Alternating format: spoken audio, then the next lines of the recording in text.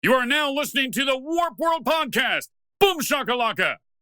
Hello and welcome everybody to the Warp World Podcast. You may be guessing it, and it's true. I am not GrandPooBear. He left us. I'm xwater, and here with me today is, of course, Jaku. Hey, how's it going? What's going on? Good to be back, Jaku. Yeah, I guess I think we all had kind of a break recently from the podcast. I feel like. Yeah, we all, whether like, it's been all missed, like, one sickness, day. traveling, or whatever, it's been definitely like the most missed episodes over the course of like a year for any of us. Yeah. I mean, things are busy for all of us, and you gotta take breaks every now and then. You don't want to burn out or anything. Yeah, So it is a weekly show. Yeah. So you were over in Las Vegas, right? Yeah. I left last Thursday, like an hour before recording started. So I was in the sky while you guys were doing it. Yeah. Well, I don't know if we were doing it. Well, they were doing it. Yeah. And then, no, it was, so the long story short, or at least medium, is my brother and I have this friend, Sergey, and it's his birthday this Saturday. But the very first time I ever went to Las Vegas was, I think, when I was 22, with him and my brother and a bunch of like their friends and everything. And it was a really, really like awesome, crazy trip filled with a lot of partying and everything. And it was exactly that same kind of trip. When I woke up in the morning and saw the drunk messages I sent to you and to all of my closest friends and everything, those I was were drunk messages. Oh yeah, I was schmammered, dude. I was schmammered. From the heart drunk messages though. Yeah, absolutely. Yeah. That explains it a lot more. That's fair. That's fair. Yeah. It's interesting. So you went to Las Vegas last week. I had just left the previous week. Yeah. And we're all going back in like 2 weeks. Yeah, exactly. It's so much Vegas. And we were all there at the beginning of June for Speedrun Sessions. Yeah. So we were just there. But each of us is doing three trips to Vegas in a 3-month span, essentially. Yeah. That was insane. Yeah. Yeah, I mean, I don't like going to Vegas more than once a year. And now I've done going to be doing 3 times this year. Man, I'm like, you're on the exact like opposite side of it. Maybe not, but you've been traveling a lot and I've been traveling more than I've ever traveled in my life. And it's starting to get to me. It's so much traveling. I haven't been home for more than 2 weeks or like 3 weeks in a while at this point. And it's like, wow, this is so rough. Yeah, it is rough because you gotta think about so many other things that you gotta do, and when you get home, there's so many things you just have to do, and then you leave again. In a lot of cases. Yeah, and it's so easy to like just completely mess up your day-to-day routine. Like you get a good sleep schedule, you get a good like diet going, and then you go leave for 6 days, come back, and it's like, well, I'm used to going to bed at 3 a.m. Pacific time, which is 6 a.m. here, so I guess that's my life for a couple of days.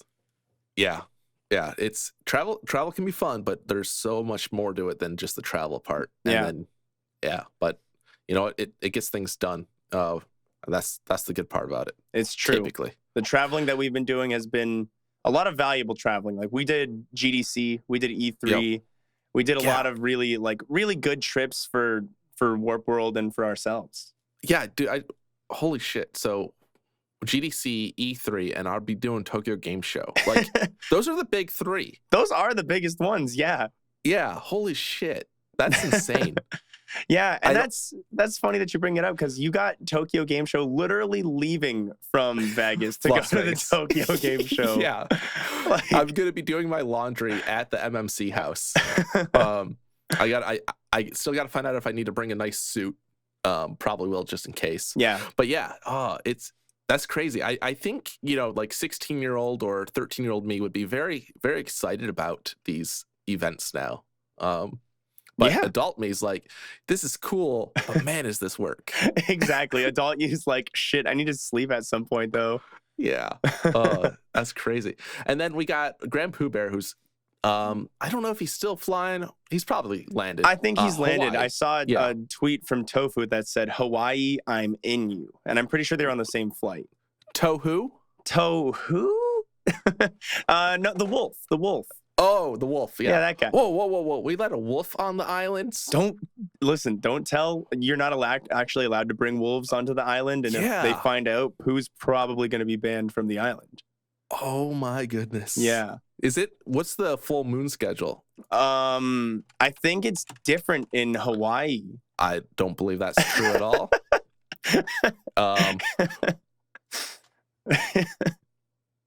Yeah, it's absolutely not true. We're okay. Okay, good. We're okay. You know, I was just hanging out in Feeney's stream for a little bit before we were starting, and there was a moon in the level, and she was like, "Thank you, moon, for brightening up the night. Thank you, moon, for controlling the tides of the earth." And I had a resub ready, and I posted. I was like, "Thank you, moon, for turning our Saiyans into gigantic hairy monster men." Yeah. So it's actually a super moon on August 30th. Super moon? Yeah. What's a super moon? 16-bit graphics? No, you know when sometimes the moon looks really big? Yeah. It's when the moon's the closest to the Earth. Oh, okay. It's because it is, and that's a super moon. I get it. Yeah, the super moon. Whenever there's a super moon, it looks so cool. Like you're like, holy crap! How's the moon so big? I'm gonna need to peek out at that. I want to see that. Yeah, August 30th. Everyone, set your calendars. Is that going to be? Yeah, this will air, and you will have plenty of notice. Yeah, they'll have a good chunk of days. I think that's close to the date that we'll be recording the next episode. Yeah. Which I'm excited about because Pooh will be back and we'll have a guest on that episode. Yeah, special guest. Yeah. We will not announce who that guest is until we're not going to spoiling nothing right now. Yeah. But you know, I guess we do have some news to talk about today. Yeah, that is usually what we do, isn't it? It is. I mean, I do like this banter back and forth. I think we gloss over it too much. I think we always, we talk for 2 minutes and then we're like, on to the news. And I like this because this is,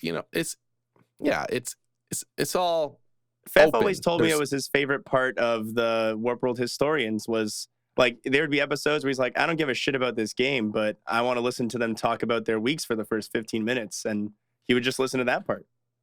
Yeah, no, I think people like hearing about that sort of thing. Especially because it's between friends talking about it. And yeah. You get the excitement from each other. Like you and Pooh tell everybody about your days on your stream. And that's cool and that's great. But like, you don't get the back and forth and the excitement from your friends sharing in that. Yeah, exactly. It's a little different, like talking to an audience of however many people who are chatting to you versus like talking to somebody voice to voice, face to face, where like you can hear them, you can like hear the emotion and like tone in their voice and everything.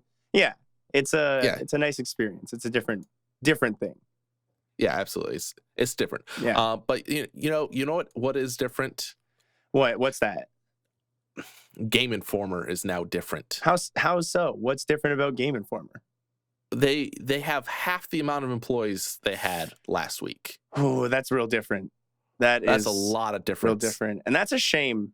It's a shame because it's like it has to happen with the way that, the journalism industry is going. It's all, on the internet now. And yeah, I don't know exactly if Game Informer is one of the top dogs of non-print journalism or anything. I don't actually follow Game Informer too hard, but it just sucks to think that a bunch of journalists are losing their jobs.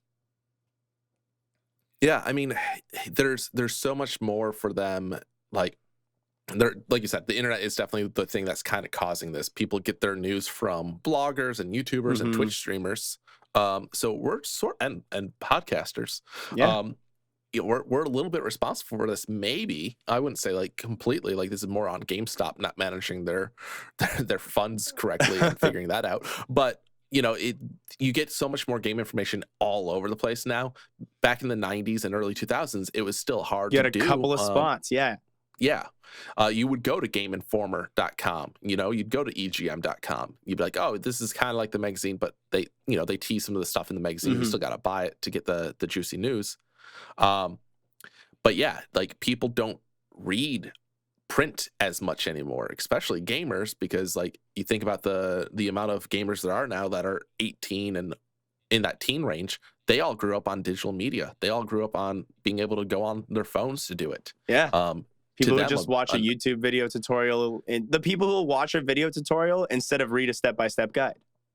Yeah, absolutely. Yeah. Like, you don't need a step-by-step guide anymore. There's videos online that people are doing for free. Exactly. There's literally dozens of people that are like, here's how you do everything in the game that you want to know. Yeah. And it's free, it's accessible, and there's no confusion. Because I remember reading guides back in the day when I was really stuck, and still sometimes being stuck by the words. Like, what do you mean by this? Yeah, exactly. Sometimes it's just, sometimes they were just like even too convoluted. Like if you ran into a guide and that was the only one that did the thing you were trying to do, but it wasn't a good guide, oh, that was the worst.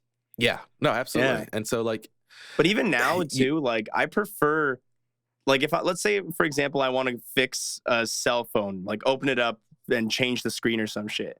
I will always prefer a step-by-step video guide, or like not video guide, a step-by-step guide with images, like highlighting the spots of interest, than I would a video guide. Because I don't know, I always find it's easier to follow at your own pace, and it's a little more clear and concise when you have like someone who wrote out steps instead of someone who just kind of freestyled their steps from their head. Yep, I think the only time I would check videos is when I would be like, all right, I'm not exactly sure what this image wants me to do. Mm-hmm.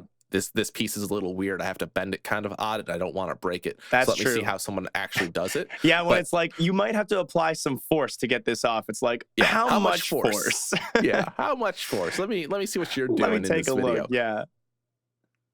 But yeah, for sure, I think the images are kind of the way to go still for a lot of things, just because, like you said, you can go at your own pace. Mm-hmm. And as long as each step is laid out with an image, it's usually pretty easy to follow. But that's still on the internet. You can, like, the iFixit guides are like the perfect ones for that. I've got the iFixit screwdriver set. It's the best screwdriver set I've ever owned. It's a great screwdriver set for sure. But so with the whole layoffs, because it wasn't just Game Informer that got layoffs, that's a subdivision of GameStop, and it's also like a lot of executives at GameStop and probably some stores around and everything too. How do you feel about it in the sense of the responsibility of the company? Because I saw some people sharing like, you know, some disdain towards the company for laying people off. And of course it always is a hard time for people, but I feel like we can't really, if they don't have the money to afford to keep these services going, if the industry can't keep that profitable, it is a business. That's how it has to run. Yeah. No, I mean, I cannot tell you the last time I walked into a GameStop, actually. Right? Because digital distribution at this point has killed physical sales. Think of how many people are buying physical PS4 games at this point. Like, the dudes who buy Madden, that's it. Yeah. No, I think it's probably Madden's probably one of their biggest sellers for sure. Yeah. I'm trying to think of the last time I went into a GameStop. It had to have been during the Wii U saga of systems. That's so long ago. No, hold on. Yeah, I don't know. You know what? Maybe it was a Switch. Maybe I pre-ordered a Switch at a GameStop, and that was the last time I walked into a GameStop. Yeah, the last time I bought anything from a GameStop was actually, I think it was Persona 5. And that was literally only because I was out and about and I walked across the store and it was an impulse buy. Like, other than that, I haven't gone to GameStop on purpose for a game in who knows how long. Yeah, I almost went into a GameStop to get there was a game on the Switch that was retail only at GameStop, and I don't remember. Oh, was it like one of those limited time indie release kind of games? Yeah. I always regret not picking up the Cave Story 3DS copy. Sure. Yeah, I think I actually ended up buying it on Amazon for $10 more, so I didn't have to go into a GameStop. Save the convenience fee. Yeah. So yeah, it's just interesting. I can see why they're kind of, you know, going away. Our generation kind of has moved on. The younger generation probably doesn't go as much. It's really the younger generation that still goes, because, you know, as a kid, you're like, I want to go to the game store. Yeah, it's just I want to go look at the boxes and see what's cool and new and fresh and all that. Yeah, so I think that's really the target demographic. And you know, I guess I lied. I definitely think I went into a GameStop like in another country and things and checked it out. When I was in DC for something, I was looking for something and we went to a GameStop. But what I noticed there is like so many more toys than games now. Yeah, no. And the last time I was there, that's exactly what I talked to the person about. I was like, you guys have like a lot of like Super Nintendo shirts and all that stuff. And I was just, So it's the, they just have so much stuff that's not games, but game related. And that's not necessarily what I want. That's more for the kids. Yeah. Although I will say, I saw that Super Nintendo shirt and I tried to buy it, actually. It was the same time I was buying a present for Cliffy for TwitchCon, like 2 years ago. It was some event where I was going to see him and his birthday was close by. And I bought him a shirt or a hat. And then they were selling these shirts. Well, they had them on display, but they weren't selling them yet.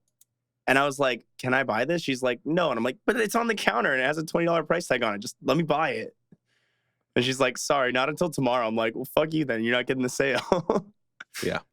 It was for it wasn't for something in DC. It was for an extra Super Nintendo Classic at GDQ. Oh yeah, that's right. That makes sense. That's exactly what it was for. Yeah. That's the so DC silly. part makes a lot of sense. Yeah. Oh yeah. So yeah, it was around DC. Yeah. That makes perfect sense now. But yeah, it sucks that this is the way that things are kind of going.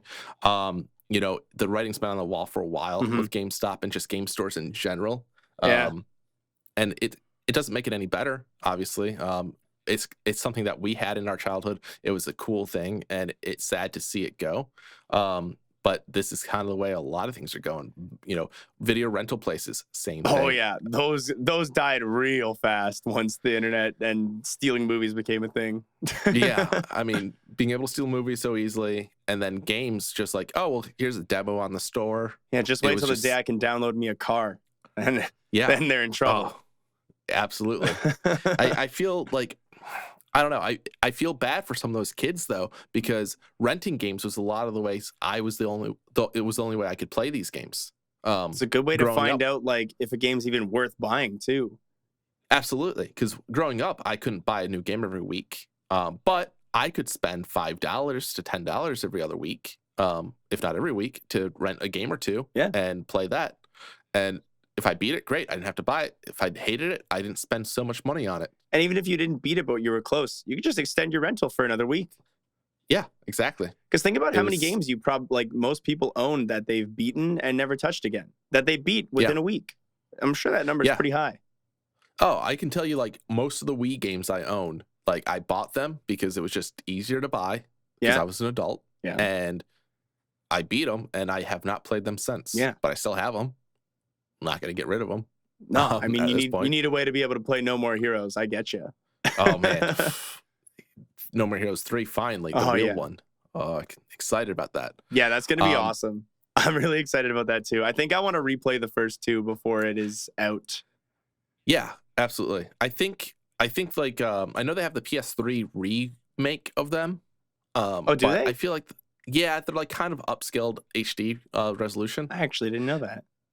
Yeah, I'm told they're not as fun just because the Wiimote really does make it like fun. It did, like answering the cell phone and holding the Wiimote up to your ear. That was actually super cool. Yeah, it's I think I'd play them on the Wii and just like upscale them. Maybe a Dolphin emulator. Yeah, there you go. Would be the way to go. Yeah, but Gamescom happened though. Those some games. Yeah, man, there was a new game coming out. I didn't even know Gamescom was happening, and then I saw like a bunch of news, and I got suspicious. I'm like, what's going on here? There must be some sort of game convention going on. Something's happening these last few weeks. What is happening? Yeah, and there's been, I think, a fair amount of cool things being announced. It's hard to really find everything when I was looking around in articles because it's all kind of scattered. But they had like one really big press day, the pre-show floor day, that they showed off like each company kind of did a thing as per usual. And they started off with Nintendo. Nintendo did their indie showcase where they announced, I don't think any of them were new indie games, but like new to the Nintendo Switch indie games. So yeah. There was like, what's it called? Shrine 4, I think, is coming. The Hotline Miami collection is coming. Risk of Rain 2 is coming. But the really big one here was that Ori and the Blind Forest is coming to the Nintendo Switch, which is a Microsoft-owned studio. Yeah. Yeah. Yep. So that's pretty cool because Microsoft's really been all about that like the last couple years. Well, they mentioned they were bringing achievements over to the Switch. Yeah. And Microsoft definitely knows like they can make money putting their games on other platforms. And the Switch they don't see as competition. It's not this big powerhouse of a machine. It's a portable / home console that has some power, but overall, like it's not nearly as powerful as the Xbox One. Yeah, it's not there to do things like play Halo. It's there to do things like play Viva Pinata or another more modern example. But yeah, exactly. So they're going to capitalize on these gamers that are looking for these smaller types of games. And if these gamers want these bigger games, they're more likely to maybe go to Microsoft than Sony because of this. Yeah. If you see your games on 2 platforms, you're like, oh, well, I might as well keep that ecosystem going. I might as well go over to this other platform. And Microsoft's all about that. Like, it was kind of the situation, I believe, with the Wii. A lot of people are in the Wii 360 camp. Yeah, I know I was. You had both of those. You didn't have, you might not have had a PS3, but most people are like, I have a PC, I have a Wii, and I have a 360. Yeah. And that gives me pretty much most games I want. And there was the odd person every now and then who was like, oh, I have a PS3 and a Wii, but I don't have a 360. Yeah. But the thing about having Ori and the Blind Forest on the Switch as well is that, like, you think about, like, from bottom line business perspective kind of deal, what's that going to do to hurt Microsoft in any way, shape, or form, having that title on another platform? It's only going to bring in more money for that specific sub-studio of Microsoft, which is going to make them happy. And no one's going to be like, oh, guess I don't need to buy an Xbox now that I have this one indie title on the Switch. Right. Yeah, you're not going to be like, oh, yeah, Xbox, I was going to buy you, but but now I can play Ori on the go. So, yeah. The only difference is who gets the small, like, digital distribution income that'll come there. And it's at a point in time where if you've wanted to play Ori and the Blind Forest, you would have played it by now. Yeah. It's going to hit a new market at this point of people who are going to look at it and be like, oh, I've never had a platform this is on. This seems cool. Let's give it a go. Yeah. And it might encourage them to look into Microsoft's actual system afterwards. Yeah. And or not, but at the end of the day, it doesn't matter because Microsoft's making some money out of it. Yeah. And it probably didn't cost that much to port. So I'll say Microsoft's been really on my good side these last like couple of years. I've read an article about Phil Spencer and just just how much he genuinely cares about making the gaming industry a better place for consumers, apart from just being a good businessman. Like, he legitimately just wants people to gamers to have good options. And I love that. Yeah, I mean, listen, like, at the end of the day, do you fight about the Blu-ray player brands that you have when you're watching your Blu-ray? Absolutely not. Care. Yeah. And I think that's what they're going for. They're like, listen, we're going to make games. We want them to be on as many systems as possible. We think it's the best way for gamers and ourselves because we make more money that way too. Who cares what you play it on as long as you can play it? No one's being like, oh, well, my Panasonic Blu-ray player is better than your Toshiba. Like, who cares? Who cares what you're playing? Yeah, the best one is the one that has the bouncing DVD logo. That's the number one. Right. I mean, okay, that's fair. That's the one caveat there. But yeah. So yeah, I agree though. I think Microsoft has been definitely like more on the side of gamers than any other gaming company. Yeah. Because like Sony's been Sony, Nintendo's always going to be Nintendo. They're always like, you're never going to see a Nintendo game on Xbox. But like you come to expect things from Nintendo at this point. Yeah, but we deal with Nintendo because no matter what, they're good at making games. Yeah, they do good on games. And then I don't know. It makes sense. What else? What we had Google announced Stadia or whatever the hell you call it. Yeah. They gave. I don't think it was any new details. I think it was all the same stuff we know, but it's essentially the Founders Pack that it's going to release with. Mm-hmm. It's gonna it's gonna release at $129 this Founders Pack. It includes a Chromecast. I'm not sure which version of the Chromecast. Probably the better one. Newest. Yeah, I would assume. Yeah. So Chromecast, a controller, and 3 months of Stadia Pro, which is the service you have to be subscribed to in order to play Stadia games on your devices and everything. So that seems like not the worst deal, but it also isn't that incentivizing to me. No, it's kind of crazy. It's $130 for what's essentially, the last system you ever need to buy. Yeah. Is kind of the idea, because the game content is streamed to you. So it doesn't matter if the graphics are, next year's graphics are 10 times better looking than they are right now. Mm-hmm. As long as you can stream at 4K, guess what? You can play it. Yeah. But yeah, there's been services like this. OnLive is the biggest. Yeah, I remember when OnLive was coming out. And even NVIDIA has their own that was mainly marketed towards Mac users. But like it streamed games to you and you could play them. And some of them were okay. Some you could deal with fairly well. I remember playing Fortnite with the Mac version, and it wasn't the worst, but it was definitely not, you're not winning chicken dinners with it either. I mean, I guess you're not winning chicken dinners in Fortnite at all, but that's neither here nor there. I'm gonna get sued by Epic and PUBG in one. But I think it just doesn't appeal to most of us hardcore, and hardcore sounds wrong because I don't really consider myself a hardcore gamer anymore. But like just a gamer, like most gamers understand input lag nowadays. Because a lot of these games people are playing are fast twitch shooters. Destiny seems like a game that's very much kind of required to have some fast reaction times. Yeah, I definitely don't think. I think anyone who's interested in playing Destiny is also interested in owning a home console. Yeah, or they have a PC. And have been playing it for free for months now.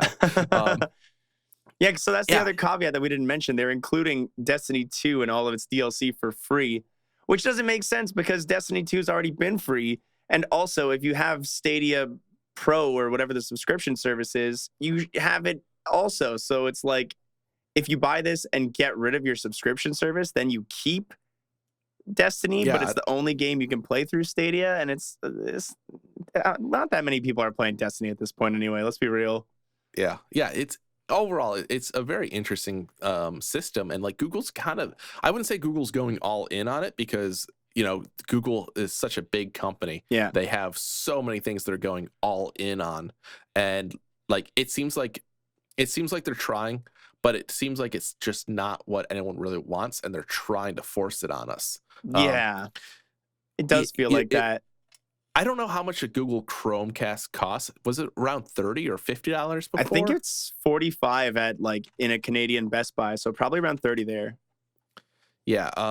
It looks like, I don't know why it's giving me non-American pricing right now, but yeah, $35 or so is what you're looking at. So you're looking at $100 extra to buy this online service with it, which maybe people will do. They're like, well, it's an extra game thing, but I just don't see it. And then like people, honestly, like I don't think consumers are ready for it in their homes. Wi-Fi in your home.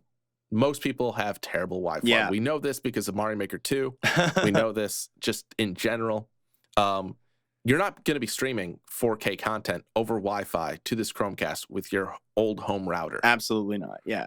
Anyone who's not an enthusiast in like the computer world won't have the proper setup to stream 4K to their Chromecast.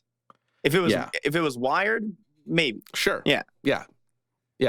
But you're not gonna have a wired Chromecast. You're not gonna have a wire running from your TV or whatever there, and people are not gonna experience the 4K quality of this thing. And that's gonna be the first like look that most people have is like this blocky 720p resolution, I bet. Yeah. And that's gonna be really bad for initial consumer reviews. All these tech reviewers are probably going to have the best hardware for it, and it's going to be like, it's amazing. And then you're going to take it home, and that's not going to be your experience. And you're going to feel like you were cheated. Yeah, exactly. It's going to work really well for the people it's going to work really well for the exact audience of people who don't need it. Yeah. No, that's a perfect way of putting it. Yeah. Like if it looks good to you, you probably already have something that could look even better. And if it looks like crap, you're going to have to spend a bunch of money to get it to look better. Yeah. And at that point, why not just get yourself an Xbox or a PlayStation? Because those will play those games just fine either way. And offline. And offline. And without having a Stadia Pro subscription. Yeah. Oh, man. That being said, you're going to need Xbox Live to be playing any of that stuff online either way. So that's true. Yeah. That is true. Yeah. Microsoft also announced a few other games, or at least showed off some more information. Yeah. I didn't see the Blair Witch. There's a Blair Witch video game. Yeah, they announced it, I think, at E3 or maybe at another time. They announced, like, it was a small teaser announcement. But they gave more details on it. Apparently, I didn't have time to watch the video, but apparently it just doesn't look all that scary, which was kind of disappointing. But you can't judge a horror game by its trailer, you know?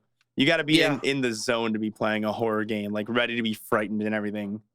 Yeah, I feel like that game would be a lot better on PS4 with the VR. Yeah, so like kind of a bad thing. Gears 5, you know, we're excited about that. I'm excited for it at least. Yeah, it comes out they announced it September 6th for the Xbox and on the 10th for, I think it's on Steam and the Microsoft Store actually, which is pretty cool. Yeah, because Microsoft wants to give you a choice. Yeah. They think that's the best way. Again, it's more money for them. Exactly. It's more money for them. Yeah. Like the people who are going to buy it on Steam are people who more than likely, in the majority of cases, wouldn't have bought it on Microsoft. So it's like, yeah, you're going to lose a little bit of money to Steam, but overall, you're still getting money. Exactly. I made a mistake of buying the pirate game on Xbox's PC store. Yeah. I didn't like the store. I'd much rather keep all my games on Steam. Yep. I will buy Gears 5 and you get money. Otherwise, I wasn't going to buy Gears 5. It's sad. I will be in Japan when that comes out. You guys will just be getting back from MMC. Oh, that's right. PC, like literally right after, too. That'll make for a good Friend Friday game. Yeah, don't do it that Friday. I'll get everyone to wait 1 week. Good. Because I think they have patches. that horde mode that patches. has, I think it's a 3-player mode, but it looks really cool. Cool. Yeah. Yeah. But yeah, and you know, they announced more games coming to the PC, Xbox Game Pass as well. Yes. So, and always a good thing. I wrote this down later in our notes, but I'm going to bump it up because it fits here.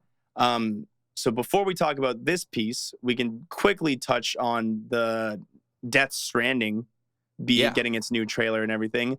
I watched the gameplay trailer before we started, the one where he takes a piss. I don't know why that was the biggest deal for everyone, but That's the only thing I know about. Yeah, everybody was all excited about that. It's interesting and it's funny, but like, I can't see why we need to have the main character have, like, you go into a menu and you click urinate, and then he starts urinating, and there's like a number, like it's like however many milliliters of piss is in him. It's slowly draining, and it just seems so unnecessary. Like, I think a mushroom grew from the area he peed on too. It was so weird. I feel like Kojima just had wanted to put this in the Metal Gear Solid series for the longest of time, and Konami's like, no, bad Kojima. And so, like, I think this is something where he's like, I can finally do what I want. This is perfect. Can't tell me what to do. Yeah, because otherwise, it seems like an unnecessary thing.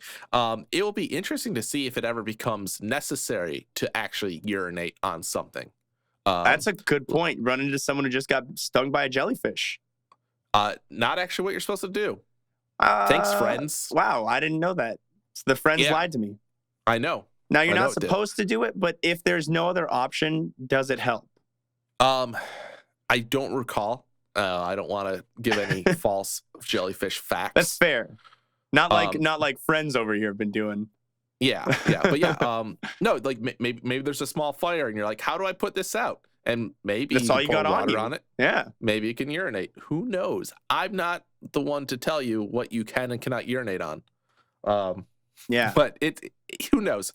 It's games have so much realism nowadays that it's hard to figure out, like, well, what's the next step? How do we make it even more real? And sounds like this was like one thing that they came to mind. Like, well, what if he has to, expel some bodily fluids? Yeah. And it did look like like before he went to go pee, it looked like he needed to pee. Like he was walking and then he took a couple of steps that looked like someone who's like trying to find a bathroom real bad. Yeah. So That's that funny. could be it. And then it definitely, I just don't want to spend a total of 20 minutes of gameplay time over like a 50-hour playthrough peeing. You know what I mean? Yeah, that's absolutely fair.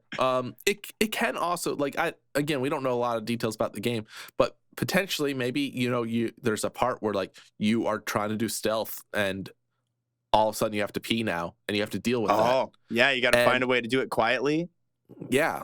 Like that could be an interesting dynamic change to the game and be like a challenge in itself. Something we've never explored before in video games or movies. Yeah. Except for probably only in real life. Yeah, only in real life do spies have to sometimes pee while they're spying. And what do?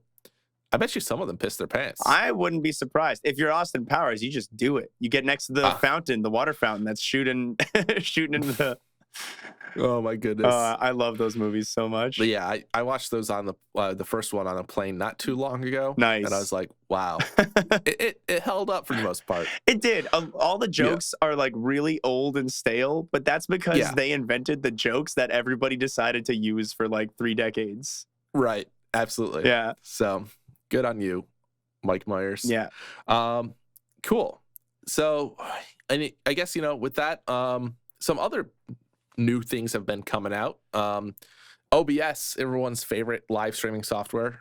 They are releasing a release candidate for OBS 24. Yes. Comes with a lot of changes. It looks like it has a lot of the changes that were in the Stream Elements version of OBS, actually, with the clipping of browsers and stuff to the side. Oh, yeah, that's a good point. That was one of the bigger ones that did make me think, like, wow, they're trying to go against Streamlabs OBS, because it didn't feel like they were trying to compete, Yeah, so Streamlabs. So there's actually now 3 versions of OBS, I think. And there's a few other variations out there, but there's the big 3. There's OBS, there's OBS Live, and there's OBS or Streamlabs OBS. Yes. And OBS Live is literally just OBS with additional plugins. Yeah. Yeah.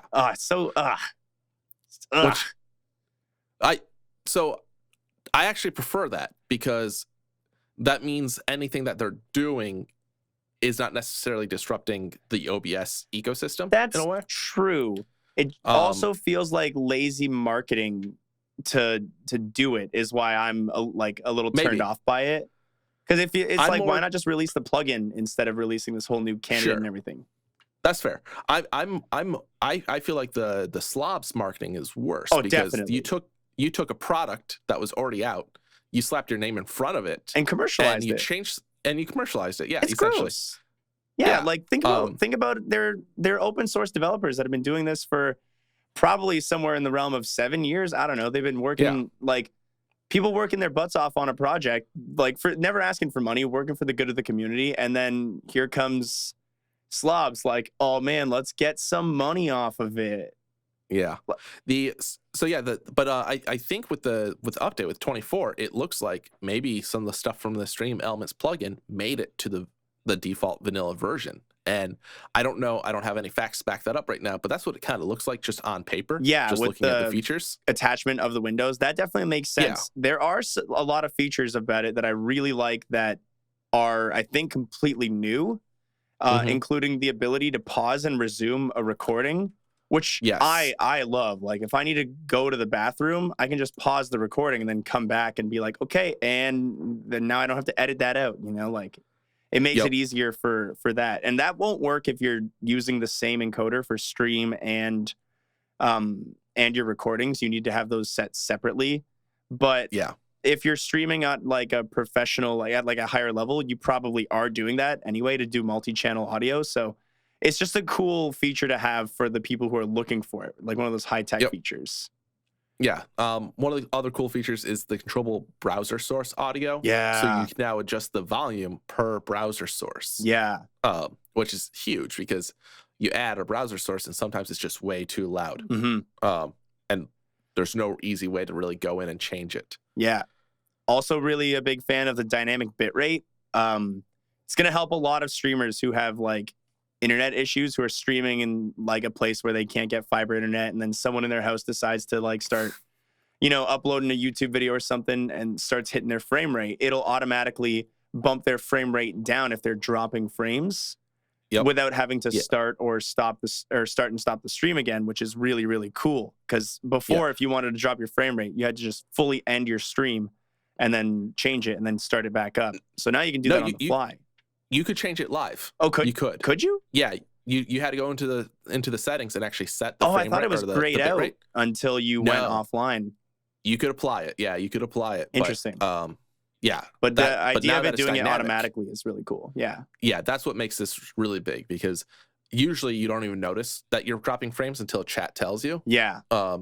And sometimes it's not that big of a deal. But now if it's dropping and it's only you're only losing a few hundred kilobytes, it's going to drop it. The quality's not going to look too much different to users. You continue on with your stream. It's a quality of life improvement for sure. And users should appreciate it for sure. Yeah, I don't know. I think overall there's a lot here with OBS. I like that they keep releasing new versions, and it seems like they really are putting in a lot of more work. It's a lot different from when we started streaming. Oh yeah, back when it was still OBS Classic. Well, yeah, get off Classic if you're still on Classic. Yeah. I unfortunately can't upgrade at this moment to the new OBS though. I was telling you before the stream. Yeah. I have these Blackmagic capture cards in my computer, and for whatever reason, they're not in any version past OBS 22. And I didn't know that because OBS actually had a bug with their update system. And so I hadn't been getting updates for about a year, which is fine because at the end of the day, I don't need a lot of these features, but it would be nice to be more current. And I lost all that stuff. So I had actually downgrade during this call or before our podcast. Yeah. So I'm hoping to figure out how to fix that. Maybe with a bit of extra time, I can find that. But yeah, it's definitely there's probably some sort of weird workaround with like whatever drivers you have to install.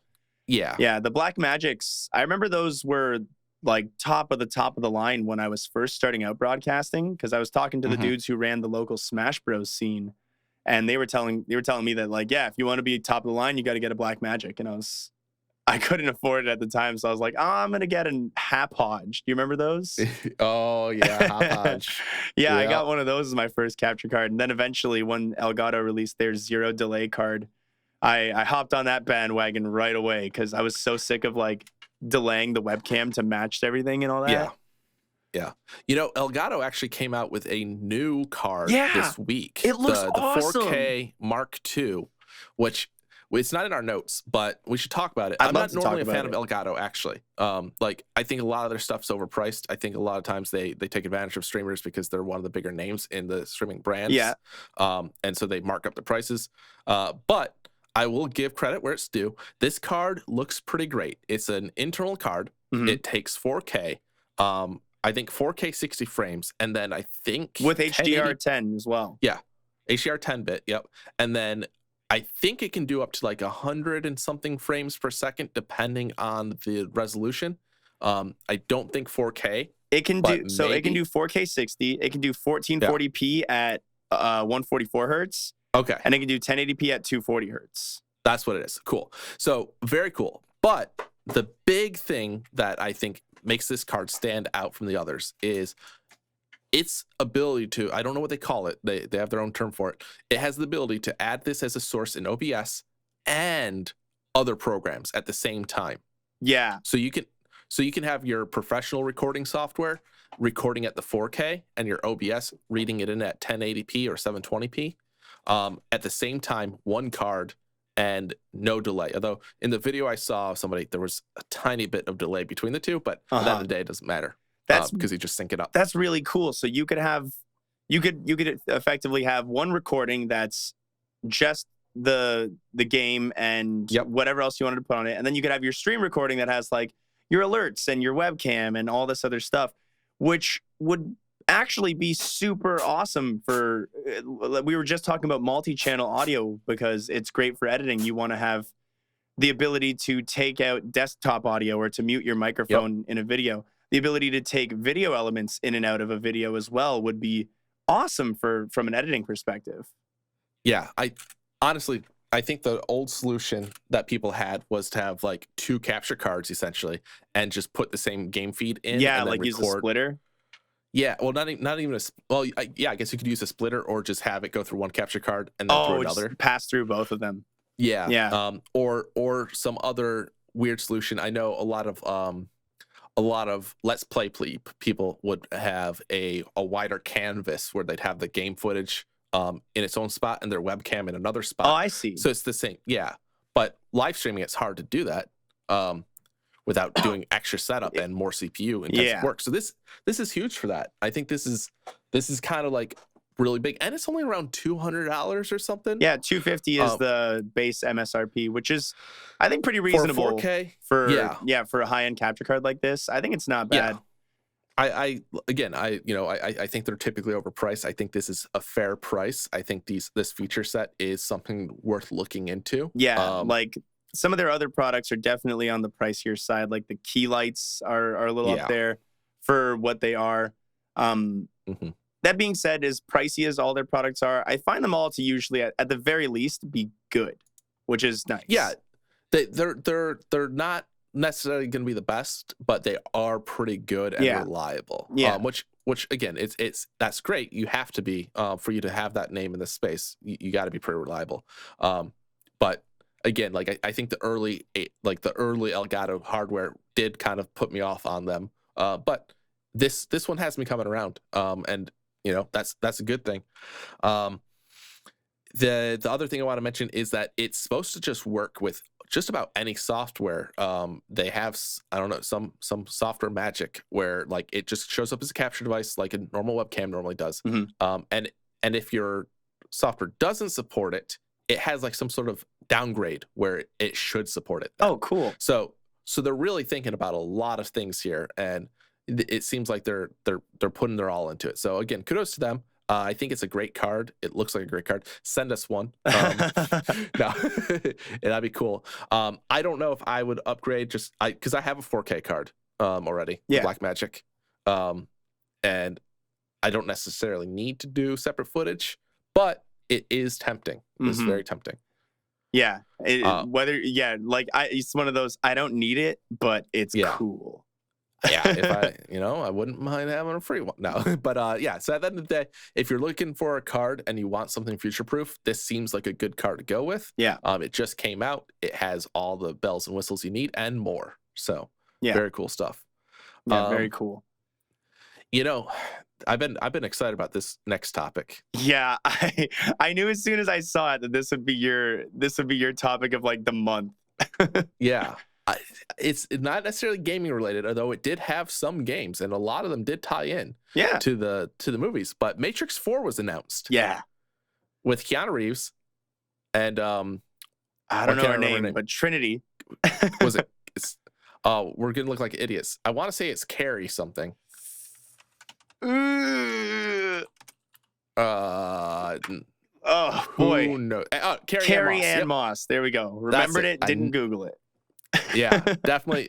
Did you know that it's actually was her birthday yesterday? Really? Happy belated birthday, Carrie Ann Moss. Yeah, it was actually her birthday yesterday, and I know that from memory, not from the Wikipedia page. Did you also know xwater? And you should know this. She's Canadian. I didn't know that. She must have grew up 3 blocks down instead of 2. Yeah, that's probably what it was. Did you know that it's the Matrix's 20th, I think, anniversary this August 30th? Yeah, weren't we? We were at GDC, I believe. Yeah, when it was the 19th anniversary of the movie showing that they were trying to do. Yeah, they were doing like a little showing. We should have. What a good movie. Yeah. Yeah. I kind of want to rewatch them. But no, Matrix 4, you got some of the original cast. There's no Lawrence Fishburne reprising his role as Mobius, not Morpheus. All the articles I read said Mobius. You talking about the planet that Sonic the Hedgehog came from? Yeah. Did you see that? No, I didn't see them call it Mobius. That's almost as bad as Warp Door. Oh my God, Warp Door. For those who don't know, there was an article about Warp World, and they called us Warp Door. It's disgusting.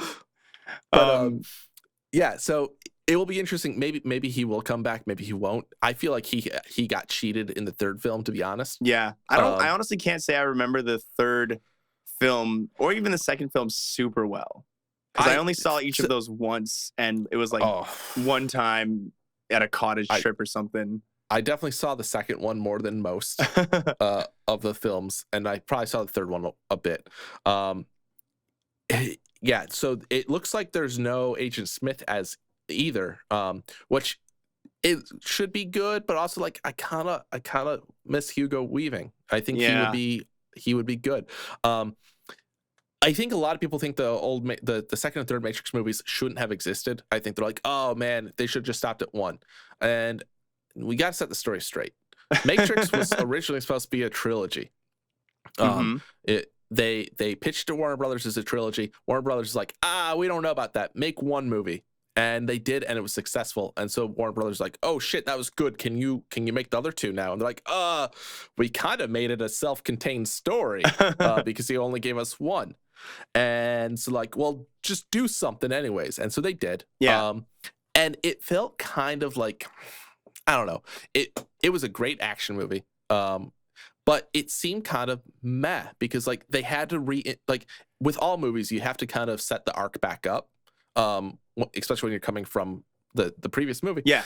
Where it wasn't supposed to be a trilogy anymore. And so they had to kind of re-explain a lot of things. And it went through some paces really slow. I believe the second movie, things really only started happening within like 45 minutes of the movie. Like that's when things started kicking it up. Yeah, because now they have to start building up like all of the story and ideas and major plot points for a completely new film. Yeah. Instead of having like a lot of stuff to build off of from before, when they knew it was like, okay, now that we know we're making a trilogy, like for sure we can go ahead and leave some things in here that leave it open for a trilogy. Yeah. So I really wish we could go back and kind of get the original trilogy that was wanted. Additionally, Warner Brothers also had them the whole battery thing where like the machines were using us as batteries. That was not the original intention. They were supposed to be using us as an advanced AI network, but Warner Brothers again was like, I don't think people are going to understand that. They don't understand computers yet. Warner Brothers, the big corporate fat cats jumping in on creative freedom here. Yeah, make it batteries. And now everyone's like, oh, it wouldn't even work. Why would they use us as batteries? There's so many better. Shut up, nerd. Let me talk about the Matrix, nerd. So yeah, like there was so much that was kind of changed that really kind of made these movies not the great movies that they are. Yeah. But I'm excited. The fourth movie, who knows? So spoilers, Neo dies, Trinity dies. The machines take Neo back to the source. We don't know what happens to him. Maybe he comes back. Maybe they revived him. Maybe they revived Trinity. Who knows? Maybe this is a flashback. Maybe this is the next iteration of the Matrix series or a version. Because like in the movies, you find out that there was multiple Matrixes. And this was like the 8th one. And they become exceedingly good at destroying Zion. But I digress. What we don't know is what the title is. A lot of people are thinking Matrix 4. I'm thinking they're going to keep the R because Matrix, what was it? Revolution and Reloaded and Revolution, Reloaded. I think. Yeah. I think we're going to get either Resurrection. Oh, Resurrection would be good. Yeah. I had another one. It was another R. Rebooted, maybe. That would fit. Yeah, that would definitely fit. One of those two, I think. But I don't know. It's cool. Don't hate on the Matrix because it was cool. It not only it changed a lot for film. It changed in terms of technology. Yeah, bullet time, dude. Yeah, bullet time was huge. Yeah, Max Payne would be shit without the Matrix. Right. So I think overall, like, listen, it will probably be good. Keanu Reeves is in it. You can't say no to a Keanu Reeves movie. It's going to come out right after Bill and Ted, it looks like. So like, we're going to have a good year. Dude, year of Keanu Reeves has just, like, something happened between John Wick 1 and like 3 where the entire planet decided he was the most important actor ever again. Yeah, like he was like, people liked him as an actor, but like since John Wick, I feel like he's gotten a lot more love. Yeah, like I feel like he was somewhere around like, he was at like B+ tier and now he's ranked up to S, like S++ after the last John Wick series just wrapped up because he even was in Toy Story 4 too. You know? Yeah. I haven't seen that yet. I forgot about that. Yeah, because like there was internet memes, sad Keanu and all that stuff like that you know, and that was kind of during a dry spell, I feel like, for him in terms of movies. He was still doing some, but like not huge movies like this. So it's good to see the return of him, and it will be interesting to see him replay this role where he was very stoic and like, you know, machine-like in a way. To see if he has that same, if he how he approaches it at this point. Yeah, we know for a fact, no matter what, though, he's gonna be like awesome as a fighter. Oh yeah, and I can't wait to see the technology improvements. Yeah, because Matrix 1 was great. They did a lot. It was some cheesy CGI here and there. Yeah. Matrix 2 and 3, they definitely went more CGI than normal because it had been a few years and it had definitely got advanced. But now we're 15 years later. We're gonna see some cool shit. Yeah, like we just got a movie that was The Lion King that looked absolutely like real life, you know? Yeah. We're gonna see coming up here, like if they can do that with lions, I can't wait to see what they can do with sweet robots in the Matrix rebooted. Yeah. Now we gotta talk about the Matrix and the levels of the Matrix. Do you believe now? I guess in the third movie, at the end of the second movie, they get back to the real world, and the machines are coming at Neo and the crew, and he puts his hand out and he stops the machines, and it's like, well, how did he do that? You're not in the Matrix anymore. You don't have these superpowers in the real world. So theoretically, he's just in another Matrix. Yeah, that was the big rumor. And it would make sense. It could be where they picked this one up from. What is cool about the idea of this reboot, too, is that not only is Keanu and Carrie, you know, coming back for their roles, but also it's the original, like, writer for the first three as well.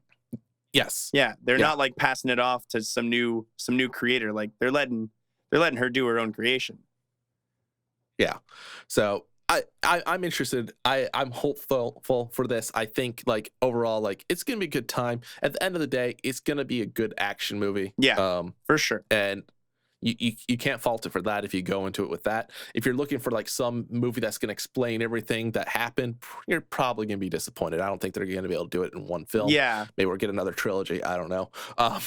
Warner Brothers like, make one more. Oh, hey guys, can you make two more now? That was good. Oh, you guys really did a good job on that one. They're just gonna be like, you know what? We're gonna call it The Matrix, and it's gonna be a completely new film. It's gonna be Keanu Reeves and. It would be good to use these characters kind of like Star Wars did in the last two, setting up an arc for new characters potentially even. Yeah. So you know, maybe Keanu Reeves pass the torch kind of deal. Exactly. Who could follow up a guy like Keanu though? I can't think of a modern action star.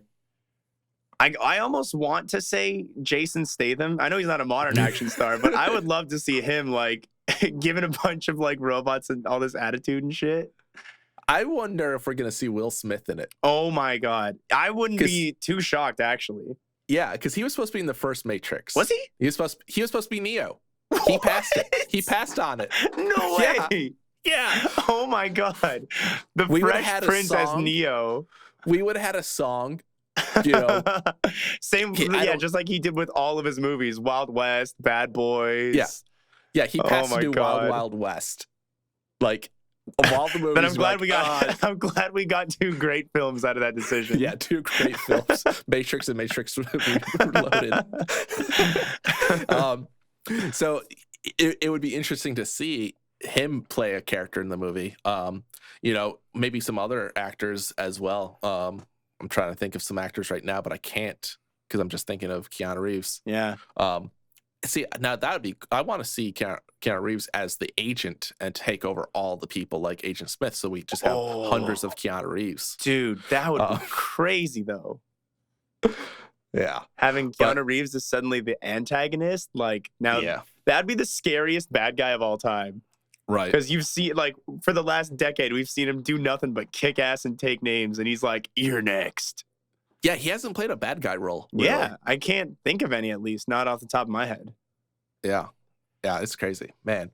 But you know, so Matrix, you know, that's movie related. Who else is kind of movie related? I got an idea. Are we talking about Spider Guy? No, not yet. Because Sony's in movies. We'll get to that. Okay. Sony did acquire a game studio this week as well. Which game studio? You know what? I think they made a dragon game or something with ratchets and sunsets. I don't know. What was that? Insomniac Games. Yeah, they made Spider Guy. Yeah, they made Spider-Man game. Yeah. Spider Guy. This is a huge play against Microsoft. Yeah, I thought it was really cool. I was really excited to see it because Microsoft just acquired at last year's, like not the one that just happened, but previous. They acquired 5 new developer studios as part of their Microsoft Development Studios thing, and they added 2 more this year. And they were all pretty good, but none of them, like, I feel like Insomniac Games compared to any of the studios that Microsoft acquired last year is like miles beyond. You know what I mean? Mm-hmm. Like I don't think they've put out a bad game. Yeah. They've got like all the Ratchet and Clanks, the original Spyro games, like you said, the Sunset Overdrive, even Resistance Fall of Man. You remember that? That was like yeah. That was a big deal on the PS3. That was them too. Yeah. So yeah, Sony acquiring them, that's a big play. Sunset Overdrive was an Xbox One exclusive and PC. Yeah. So it'll be interesting to see what happens in that space. Because I could have sworn a sequel was already in the works, but maybe not. If a sequel was in the works, it's probably not coming to Microsoft. Yeah, which that could upset Microsoft. Sony acquiring game studios, that's just gonna do good for them.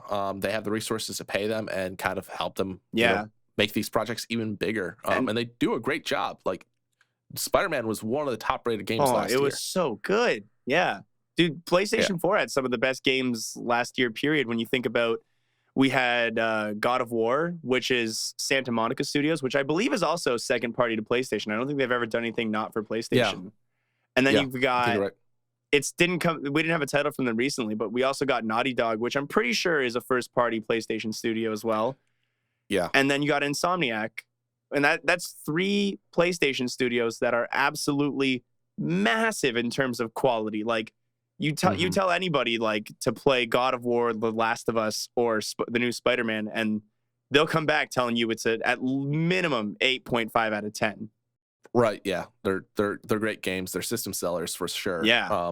Sony's definitely gonna be using them for the PS5, getting some really, really interesting IP games on there, and just making sure that those titles don't end up on a Microsoft console as well.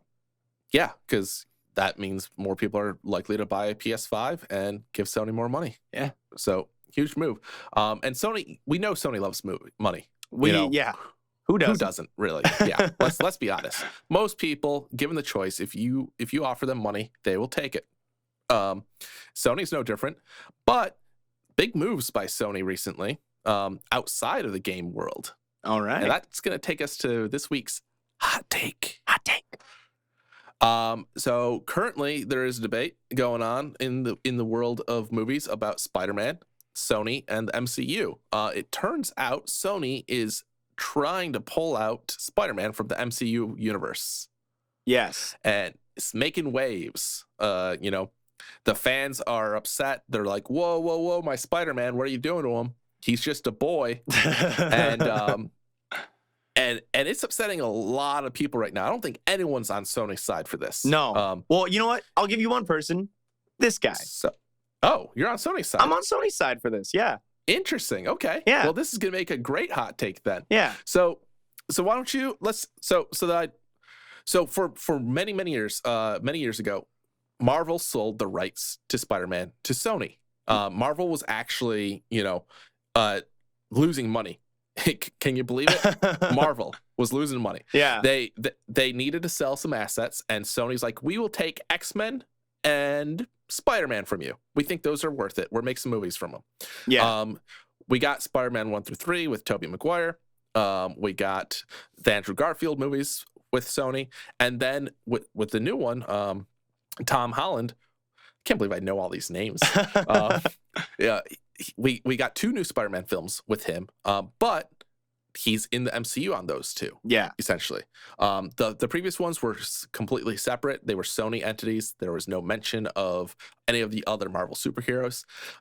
They made a deal where, you know, each company got a percentage of money on this. Mm-hmm. And it seems like it was working out fairly well. But yeah, there's no secret not. that the what's Tom Holland movies are the most successful of all of the Spider-Man movies. I'm pretty sure Far From Home was the most successful film for Sony ever. I think Sony was. Did Sony? I don't know if Sony was like lead producers on it or if they were just, you know, on it because they owned Spider-Man. But yeah, it was the most successful film for Sony of all time. I'm pretty sure. Sure. So right. Yeah, why don't you tell us? So the reason that I don't mind it as much is because I just feel really uncomfortable with the monopoly that Disney has right now on everything. Like I think they have Fox now, right? I think they've got Fox, they've got Marvel, they've got Lucas, so they've got Star Wars. Disney owns like 80% of the movies that are coming out recently, right? And that's just, I don't think that's good. Now, on the other hand of it as well, Spider-Man, the Spider-Verse film, that was completely Sony along with a Vancouver animation studio. I think that was the best superhero film of all time. And I actually prefer Spider-Man out of the MCU. I don't really enjoy the MCU that much. It's probably going to not be the most popular opinion, but I like my Spider-Man. I like it being self-contained. I don't want to see like his dad complex with Iron Man throughout, you know, all that stuff. I enjoy Spider-Man doing his Spider-Man stuff and not worrying about what Iron Man is up to and what the Hulk is up to. And that's what I really enjoy about the like other Spider-Man films. You know what I mean? Okay. I can, you know, I can appreciate that. I can go with that. So yeah, I don't know. I'm with you that, you know, Disney technically has like a huge stranglehold on this sort of thing. But like Spider-Man making it over to the MCU has been like a huge want for so many of us for so long. It's true. Like he's the coolest. He's one of the coolest characters. It's always been a shame that he wasn't able to be in the MCU due to this old deal. And I don't know, like there's a saying where like, you know, 20% of something is better than 20% of nothing. And the amount of money that Sony was making on these Spider-Man films before this deal is peanuts compared to what they made with the new ones. The Garfield films did not do nearly, like they did not do well. Yeah. So I think, you know, negotiations need to happen. I think we need to keep Spider-Man in the MCU for this version just because of all the backstory of the new Spider-Man. Yeah. They were gearing him up to be like the new Iron Man, I feel like. Yeah, exactly. And so like we got all this backstory with Tony Stark. We got you know, Happy and Aunt May. Yeah. And you can't take that. You can't take Happy from Aunt May. All right. She's happy. All right. Uncle Ben's gone. And I guarantee you, if Sony gets Spider-Man back, we're gonna just see a freaking another death of Uncle Ben. Like, you know, it'd be good. That's my biggest fear. I do not want to see that again. Let's kill Uncle Ben again. Third that always time. sells. Yeah. I don't want to see that. I want them to do what they did with the Spider-Man game. I want to see Spider-Man 32 years old. He's been a superhero for 10 years, and he's got some crazy feud with Kingpin. You know, that's the movie I want to see. Yeah, no, that'd be awesome. I don't know. I think maybe Disney should just be like, fine, we'll give you the money. Just give us Spider-Man. What do you want? $20 billion? Sure, yeah, it's fine, fair. Whatever. Because it's not like Disney doesn't have the money to pay what Sony wants, you know? They absolutely do. Yeah, but you're right. Like Sony did really great job on Enter the Spider-Verse. And maybe that's the agreement. Sony, you get to keep doing animated movies, and we get to do the live action movies. Yeah. That way, both sides get Spider-Man, and it seems a little fair. Because Sony did a really good job on that film. But you can't tease me with this Spider-Man. You can't give me what I wanted for the last 15 years just to take it away. All right. Now, there is one caveat. There is one thing Sony could do to make this fine. What's that? I'm talking about Spider-Man 4. Get Tobey Maguire back in here.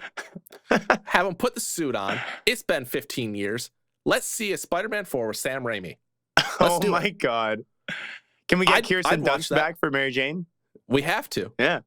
Now, would this be the 30-year-old Spider-Man too? Yeah. Like he's a little bit chubby now. Yeah, exactly. Give me this. I am 100% on board. Yeah. This is how you do that. If you're gonna get rid of Spider-Man, if you're gonna get rid of Tom Holland, give me Tobey Maguire back. He's the right actor. He would make for a great film. Now these are the ideas. You should have saved that one for I Got One, dude. No, this one's too big for I Got One. This one's one too needs good, to be to the people. This needs to happen if we don't keep Tom Holland and everybody else in the MCU. But yeah, I guess you're right. Like at the end of the day, it's Disney mainly being greedy. A deal needs to be worked out. They're definitely using the fans to get. And that's another thing that rubbed me the wrong way too, is like the way that I feel like they're leveraging the fan support around it, because they knew they knew that people are going to be like, no, give us our MCU Spider-Man. And they're going to paint Sony as the bad guy when really it's a business deal. Sony needs money. They need money. Sony owns the rights. Like, if I had the rights to, I don't know, for example, Nintendo had the copyright for the D-pad, right? Right. And what did we get for like 20 years because of that? A shitty Genesis D-pad, the weird non-joined D-pad on the PlayStation. Don't even get me started on the Xbox 360's D-pad.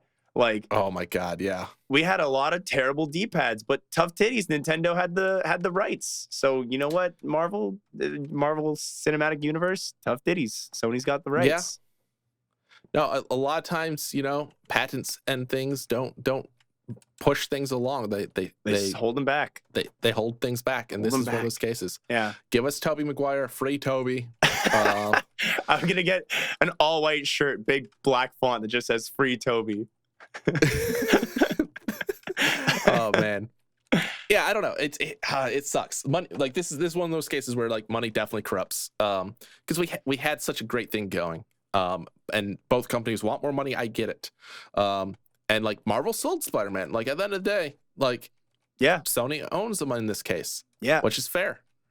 All right, but that said, let's go on to this week's side questions. All right, let's do it. This question comes from Internal Tomato. Hey, Jaku Waterpoo. Looking ahead a few years, do you think the biggest streamer on Twitch 5 years from now is already currently streaming, or will the next biggest person be someone who seemingly just comes out of nowhere? I don't know. It's like that's hard to answer, because Ninja was streaming for what, 7-8 years before he got big, but Doc was like fresh out of the gate when he got big. He was up for I think a year before he exploded. I don't know. I honestly think we're gonna get somebody new. I think like in 5 years, that's plenty of time to see somebody new come out and be the next Ninja, be the next Dr. Disrespect. I think that's more likely than somebody already being on the platform, just because they can take anything that people have learned from these other big people, come in swinging. That's true. Yeah, they will have the advantage of being the new kid on the block, right? Because sometimes that is what you need, that like that kind of raw energy where you don't have some preconceived idea of what a streamer needs to do to be doing. Sometimes it's just some guy who's like, I'm gonna do this weird thing that no one's thought of yet, and it works. Like Dr. Disrespect's a really good example of that. Guy who's like, I'm gonna be a cocky asshole and people are gonna love it. Right. Yeah. Yeah, I think I'm with you on that. It's I would say 5 years from now, the biggest streamer on the platform has a very good chance of being someone who's just brand new to the whole streaming thing. Yeah. It makes a lot of sense. Cool. Next question comes from Manic T. What's up, Warpsters? Anyone who has streamed for any amount of time will tell you how much work goes into streaming that takes place behind the scenes. Everything from setting up OBS to managing chatbots and Twitch extensions to using social media and setting up giveaways. Aside from everything that happens on stream, such as playing games, raids, live chats, what is your favorite and least favorite part about being a streamer? Aside from everything on stream, the favorite and least favorite. So like in all these side things. Yep. Well, I feel like yours has got to be somewhere along the lines of making awesome tools for streamers, because I feel like that was probably one of your biggest passions, right? You know what? That's both my favorite and least favorite part. That's a good point. I can get all into it, but might as well make you go first. Yeah. I think the stuff that really, like, there's a lot of really boring stuff. There's a lot of like tedious stuff, obviously, the managing of the social media, and it comes easier to some people who are like legitimately interested in being on social media and stuff like that. But there's a lot of things you can do to differentiate yourself, like thinking of interesting ideas, planning fun events, doing weird, wacky shit. Like when I was a much different broadcaster a few years ago, like just doing the weirdest shit. And it was always so fun to be like planning all that and doing all this cool, wacky, weird stuff. That was always just a good time, and sitting down and like planning out fun ways to create an experience is always a good time. So I think that's one of the things I'd say, like in a streamer's off time. Like a good example is the Dragon Feeny and her new gag with like she sprays the can of aerosol and she's like, we need a fresh level. Like I'm sure she sat around cooking up that idea in her spare time and thought it was hilarious, and stuff like that's so fun. Right. I think that's probably up there for one of the more fun things in off time that a streamer has. Yeah, that's definitely fair. I think that's some fun stuff. Yeah. You touched on it, obviously. Creating tools for streamers has been a huge part of my life in the last 3.5, almost 4 years at this point. It's really been a huge change, honestly. Like I don't know what I would be doing right now if I wasn't doing this. And I never expected to be doing this, honestly. Like it kind of came out of nowhere. And so I'm happy to do it. I enjoy doing it. With that though comes a lot of like, not regrets, but a lot of downsides. This last week, literally on Monday, I hadn't streamed in who knows how long. And I normally stream, like I used to stream 3 times a week minimum. And then it turned to one time a week. And in the last month, maybe one stream. Like I do this podcast, which technically counts as a stream, but not really. So I finally did my own stream on this Monday. And, it only lasted about 45 minutes because things started breaking. I had 2 services went down, and it was honestly Twitch's fault for the most part. And there was nothing I could do, but I didn't know that at the time. So I had to stop my stream, investigate, and send out some emails and do a bunch of work behind the scenes, which, neglected my own stream and probably made some of my viewers, a little sad or upset that I had to do this. But I did this because this was affecting more than just me. And that's the way I look at it. Like at the end of the day, I'm just one piece of it. I'm one person that's affected by my stream not happening. Although at the same time, I guess my viewers are affected. But at the same time, like if I can fix something and it means, neglecting sounds so wrong, but it means putting off my stream, then I'm going to do it because I want to make sure other people are having a good time and using the software and all that stuff. Yeah. And so, it's both the best and worst part about being a streamer. When you make tools is if they break, you're kind of responsible for them. And you can't just be like, I'll fix it in an hour or two. Do you ever miss the days when it was like, just throwing together a tool because you needed it or a buddy needed it and not thinking about like an audience of thousands, just being like, I threw this together because a couple of buddies wanted to try a cool thing out? Yeah, there's, I still get that from time to time. I actually had a tweet about it about a month ago where I built something for someone that like reached out and I'm like, I could build that for you. So I spent like a day and a half working on it. And then like, don't worry about it. I found a different thing that kind of works. And I'm like, I did this. And well, fuck me, I guess. Yeah, I mean, that was really upsetting because that was something that was very niche and very much like tailored just for them in a way. And so like I still haven't figured out a way to take that code and adapt it. And like even explaining too much about it would call them out. And I'm not prepared to do that. I don't want to do that to them. So like, yeah, it's just, it's like, that's one of the things I think that a lot of people don't really realize on my side of things is like, you know, I value my time. I use as much time as I can whenever I can. And like, if you ask me to do something and I think I could do it in a short time, I'm willing to do that because I want to help friends out. I want to help see you succeed. But when you do something like that, that really just like, it's like throwing salt on a wound. Yeah.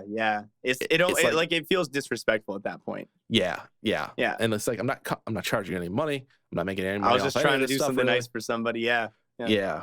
So yeah, both good and bad, but I continue to do it because it's still fun. It's still a passion, and I continue to learn. And so, yeah, it's got its downsides, but at the same time, it's still fun. And that's the important thing. Keep doing things while they're fun. That's a great statement. Great way to live. Yeah. Yep. But man, it's weird not having a 2-hour long episode. Hey, considering, you know, it's usually when it's like down to 2 people, we usually don't get like as far in, and we put up a good hour, almost hour and a half here. Yeah. No, I feel good on this one. Yeah, for we sure. did a good one. This is that great. was our last viewer or side quest, John, right? Yep. Nice. Yes, it was. All right. Well, then I guess that wraps us up then. Yeah. Yeah. Sweet. Episode 109. 109. We're cruising through them. It feels like we just hit 100. It feels like we just hit 100 yesterday. Yeah. This is awesome. Yeah. Well, but yeah, we should tell them where to find this podcast and all these other things that we do. Well, I got all the locations right here. Number 1, twitch.tv/warpworld staff on Thursdays if you want to listen live. Number 2, any podcast app, search Warp World Podcast. That includes Spotify, Google Podcasts, iTunes, all that jazz, Radio Public, any of those ones you might use. And then every Tuesday, we upload the live recordings that we do to the YouTube channel. That's YouTube. You just search Warp World. Or you can go to warpworld. YouTube.warp.world. Or youtube.com/warpworld or warpworld.u. Yeah, like we're Warpworld on YouTube. Oh, gotcha. I didn't know we had the domain. Yep. Oh, yeah. Good. Yeah, so there you go. youtube.com/warpworld. And other than that, you can get us on social media. You can get us on the Twitter Warpworld over there where you get updates about not only the podcast, but all the services that we offer. Crowd control, the multi-queue, the I got one podcast, the coins, the crypto coins, the 1UP coins, all that good stuff. All sorts of things. Yeah. And let's see. Not next week. Check us out at TwitchCon. We're gonna be at TwitchCon end of September. We have a booth. I really like the design. It's really cool. I'm excited for that. But we will be at TwitchCon. We're gonna have all of our stuff there, and it should be a good time. And tune in next week for special guest, and then after that we'll be at MMC, probably doing a live recording. Yeah, we typically do. Yeah. It's always we're gonna have to drag Pooh into a room, but it'll be a good time. All right, that's it. All right, bye everyone. Goodbye, everybody.